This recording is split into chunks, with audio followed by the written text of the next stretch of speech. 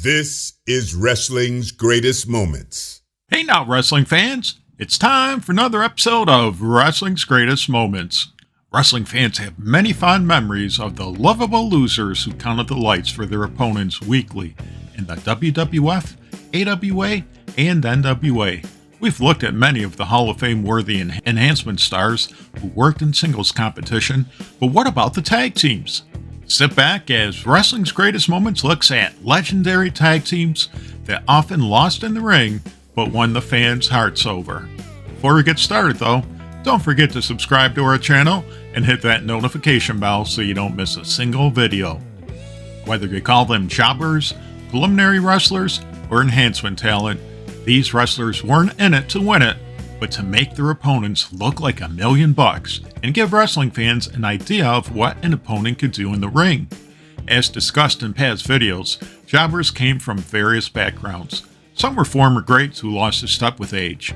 Others were up-and-coming performers looking to make a name for themselves. Others were capable wrestlers who lacked the look, opportunity, or X factor that made their colleagues into stars. Whatever the case, these wrestlers served a vital role in wrestling, and their contributions should never be ignored or understated. Enhancement tag teams typically took two forms. A promoter often threw two enhancement talents together in a mix-and-match style tag team. In some cases, promoters paired two babyfaces or two heels, depending on their opponent's alignment. As we've seen in past videos, all jobbers aren't created equal. There were the hapless foes who barely got in any offense and usually lost to everyone, including their fellow enhancement talents. Then, there were enhancement talents that often won at live events against other jobbers, but came up short on TV when they wrestled stars.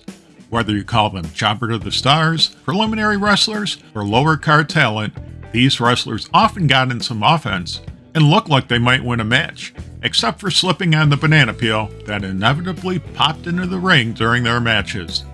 Talent such as Mike Jackson, Special Delivery Jones, Iron Mike Sharp, George South, and Barry Horowitz all come to mind. One thing that seemed to infuriate fans was when a top enhancement talent was paired with a known loser. Not only did fans know which team was losing, but they also knew who was counting the lights or tapping out. For example, an SD Jones team with chronic loser like Rudy Diamond usually saw SD clean house, tag in Rudy, or any other bottom rung enhancement talent and watch them get mopped up by their opponents. At some point, promoters realized that booking two enhancement talents together on a regular basis could create the illusion of a more competitive match. Let's look at some of the most interesting enhancement talents in the WWF and WCW. The Moondogs. Call Rex and Spot enhancement talent, and you may have an argument on your hands. After all, the team held the WWF Tag Team Championship. Spot would take over for Moondog King after King experienced reported travel issues. Back when the Tag Team Championship was a prestigious title, they were also presented as a rugged wild man team with strong brawling skills and their trademark rawhide bones that inevitably were used to bludgeon opponents. Unfortunately, the Moondogs began to be used more often to make other teams look good. The Moondogs would also work as enhancement talent with other partners. For example, Moondog Spot teamed with Barry O occasionally, and Moondog Rex teamed with Barry O at least once. The Barry O and Moondog Rex team had a fantastic match against the British Bulldogs at a TV taping in Brantford, Ontario. The match can be found on YouTube and is worth checking out as a reminder of how talented enhancement talent could be. The Shadows. While the internet has smartened fans up, there's no getting around the fact that connoisseurs of the squared circle were savvy to promoters' tricks even before the days of web TV and America Online. One example is when the WWF paired Moondog Rex, Bill Eadie, aka the Masked Superstar, to form Demolition. Unfortunately, fans recognized Rex, despite his makeup, and began chanting Moondog during its matches. Fortunately, the WWF didn't dump Demolition, instead replacing Rex with Barry Darso, aka Crusher Khrushchev. WWF found work for Rex by teaming him up with Jose Luis Rivera, having them throw on masks and work as the Shadows. Although the Shadows were used to put over the Young Stallions, they had other opponents. Unfortunately, their win-loss record against other opponents was no better than it was against the Young Stallions. The Young Stallions. Jim Powers and Paul Roma seem to epitomize everything Vince McMahon wanted in his wrestlers. Good looks, a powerful physique, and wrestling ability. Not necessarily in that order. At one point, it seemed the team was going places, and they scored wins over teams such as Don Morocco and Cowboy Bob Orton Jr., Demolition, and even the Hart Foundation. The Young Stallions had a prominent role in 1987 Survivor Series tag team match, where they and the Killer Bees were the surviving teams in the 10-team match. Unfortunately, the Stallions' push stopped, and both Powers and Roma have suggested political forces were the culprit. In February 2024, Roma appeared on News Nation to address the lawsuit filed by Janelle Grant against Vince McMahon, John Laurinaitis, and the WWE. Roma told the show's hosts, one of my former partners, when I was part of the Young Stallions, he was propositioned. He said he went to one of the agents and told him what had happened. I said, why would you do that? He just read it out on both of us. He kind of threw us both under the bus just starting out. During an appearance on the two-man power trip of wrestling, Powers weighed in on whether he'd be a big star today. I don't know. Back then, I feel like I had the body, the look, the ponytail, the tan, all the gimmicks, and all the tricks. But one thing I didn't have was a willingness to play in politics. There were some pretty graphic things some of the boys did back then that certainly were not me. Los Conquistadors. Jose Luis Rivera was a journeyman jobber who we covered in our first video celebration of enhancement talent. However, no mention of enhancement teams would be complete without mentioning the Conquistadors. Incredibly, the Conquistadors won occasional matches against notable teams such as the Killer Bees, the Rougeaus, and the Rockers, but for the most part, they did count the lights. Nonetheless, they achieved a sort of jobber immortality when they wrestled at 1988 Survivor Series alongside some top-name heel duos such as the Brainbusters, Demolition, the Fabulous Rougeaus, and the Bolsheviks. Conquistador Uno and Dos were the last team left on the heel side, but lost to the Powers of Pain, who turned heel during their match. The Conquistadors peaked with this, but are one of the best remembered enhancement teams on our list. The Mulkeys. Real-life brothers Bill and Randy Mulkey remain etched in many fans' memories as one of the all-time great enhancement teams. Not only were the Mulkeys a reliable team that could work entertaining matches with any style of opponents, they had their brief moment in the sun in 1987. That year, Bill and Randy qualified for the second annual Jim Crockett Sr. Memorial Tag Team Tournament by defeating the Gladiators, aka legendary enhancement talents George South and Gary Royal, in a match that was treated as the upset of the century. The Mulkey Mania phenomenon that followed made for some fun television, and it established the Mulkeys as a team that could pull off another upset in the future. The State Patrol. The State Patrol, Lieutenant James Earl Wright and Sergeant Buddy Lee Parker, was a fixture in WCW during the 1990s. The two were always ready to count the lights for opponents, and WCW even used them to substitute in some high-profile matches. Like many enhancement teams from our list, they often defeated random jobber teams, and in some cases even scored wins over name opponents. The State Patrol debuted in WCW in 1989 and would appear off and on throughout the 90s. Unfortunately, they didn't receive a sustained push, and WCW should have used the Dead Kennedys version of I Fought the Law for their opponents. High Voltage. Kenny Chaos and Robbie Rage made up High Voltage, a WCW team aptly named as fans were shocked on the rare occasions that they won.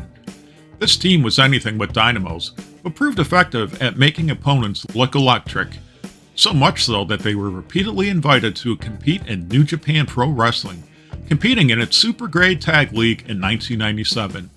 Chaos and Rage could always be counted on to put their opponents in a good light, whether it was at house shows, WCW Saturday Night, or even WCW's flagship show Nitro.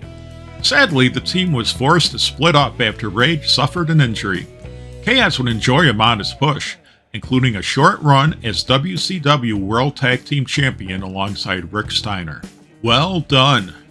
Wrestling is known for its wordplay, usually cheesy, which is why the team of Timothy Well, aka Rex King, and Stephen Dunn, aka Steve Dahl, was inevitable.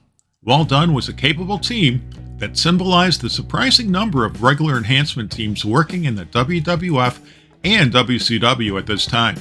Well Done did what all these teams did: defeat the very bottom tier talents while putting over better known teams such as the Smoking Guns, the Bushwhackers, and Men on a Mission, or as Bobby Heenan once called them, Men from a Mission. Well Done wasn't the first enhancement team to get a WWF Tag Team Championship opportunity, nor were they the first to win said title. Instead, they put over the opponents they needed to, and they could take pride in a job well done. The Bolsheviks. Nikolai Volkov and Boris Zukov are an example of two superstars whose best years were behind them when they teamed up, but who still had juice to their name and had the talent to put others over. While Zukov never held gold in the WWF, Volkov was a former WWF Tag Team Champion and well known for his singles run in the 1970s. The Bolsheviks are best remembered for their split, where Nikolai Volkov turned babyface right around the time that the Warsaw Pact was breaking up. Like most of the WWF's torn from the headline angles, this one was anything but gripping. The Cole Twins. The Cole Twins had a lengthy career in WCW, becoming a mainstay on their TV shows and helping put over other teams. Kent and Keith Cole weren't just real-life brothers, they were a wrestling rarity. Twin brothers, that is, except in WCW, where twin brothers Don and Ron Harris also competed. While WCW hinted at a twin versus twin tag team feud, the fans never saw a battle of the twins.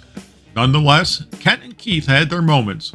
For example, the Cole Twins had a mini feud with another job squad, Tex Slazenger and Shanghai Pierce, better known to WWF fans as the Godwins. Thunderfoot 1 and Thunderfoot 2. If you saw our video Legendary Non-WWF Jobbers from the 1980s, know that the original Thunderfoot enjoyed a moderate push in Jim Crockett Promotions under the managerial guidance of James J. Dillon. However, Thunderfoot lost both his push and J.J. Dillon when Dillon began serving as the Four Horsemen's executive director. Jim Crockett Promotions paired Thunderfoot with Thunderfoot 2, but sadly the tag team partner didn't come with a push, and the Thunderfeet didn't do much other than put other teams over. The Ding Dongs.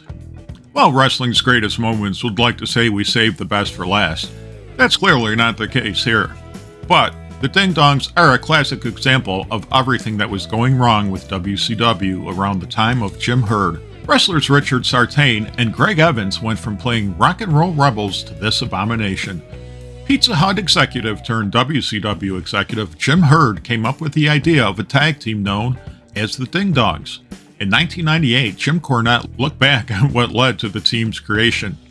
You know, it's funny, that was Jim Herd's idea. To show you how much this guy was in touch with the wrestling business, his idea was, let's have a tag team with bells on their necks, bells on their ankle, and bells everywhere. And we'll have them come out with a big bell, and whenever one of them's getting beat up, the other will ring the bell and he'll get fired up. The kids will love it. Of course, when the Ding Dongs came out, this is how the kids felt about them. Flips the bird. The Ding Dongs debuted at Clash of Champions 7, wearing bells on their wrists and ankles. Billed from Belleville, they fought longtime enhancement talent George South and his partner, Cougar J. The Ding Dongs quickly wore on the fans' nerves as the Ding Dong on the man apron hit an annoying bell non-stop. To many fans' astonishment, Bob Caudle and Jim Ross called the match without vomiting or throwing their headsets down in disgust. As bad as the concept was, WCW didn't let the Ding Dongs go away quickly, instead featuring them in around 20 matches including house shows, TV tapings, and their debut at Clash of Champions. This was WCW's tag team version of Poultry in Motion when it came to crushing a career. WCW didn't even give the Ding Dongs the dignity of preserving their secret identities, as their final TV match saw the Skyscrapers, Dan Spivey and Sid Vicious, squash them and unmask them, with Norman the Lunatic wearing one of their masks. Do you remember these enhancement teams who doubled the fans' pleasure with their jobbing ways? Who are your favorite enhancement teams? Let us know, and we'll include them in a future video. Share your thoughts in the comment section, and let us know if there's any videos you'd like Wrestling's Greatest Moments to cover. In the meantime, subscribe to our channel, follow us on X and Instagram, and spread the good news about Wrestling's Greatest Moments. the channel that celebrates the squared circle.